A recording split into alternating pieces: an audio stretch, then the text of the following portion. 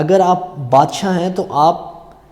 قوانین بنانے سے پہلے یہ دیکھیں کہ اگر میں غلام ہوتا تو اس قانون کا میرے اوپر کیا رد عمل ہوتا، کیا اثر ہوتا۔ اگر آپ پولیس والے ہیں تو آپ دیکھیں کہ اگر میں ملزم ہوتا، عام شہری ہوتا،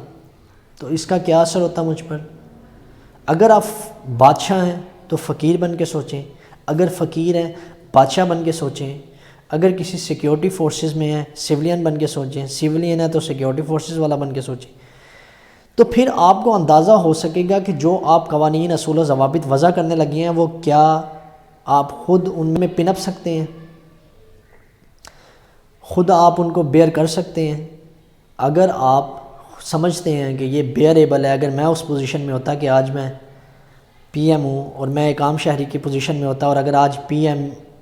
اس طرح کے کوئی قوانین وضع کرتا تو میں اس کے میں سروائیو کر سکتا تھا۔ یہ جب تک آپ ایجیٹیٹ نہیں کریں گے، پھر آپ ایک پوزیشن کے اوپر جب ایک بندہ پہنچ جاتا ہے تو وہ بھول جاتا ہے وہ ساری تکالیف جو عام زندگی میں اس کو فیس کرنی پڑتی ہیں، جو عام شہریوں کے لیے آواز اٹھاتے اٹھاتے وہ جب ایوانوں میں جا کے بیٹھتا ہے تو شاہی جب پروٹوکول ملتا ہے تو وہ بھول جاتا ہے سارا کچھ، جو عوام سے وعدے ہوتے ہیں یا جو باتیں ہوتی ہیں جو خود وہ عام شہری کے طور پہ فیل کر رہا ہوتا ہے۔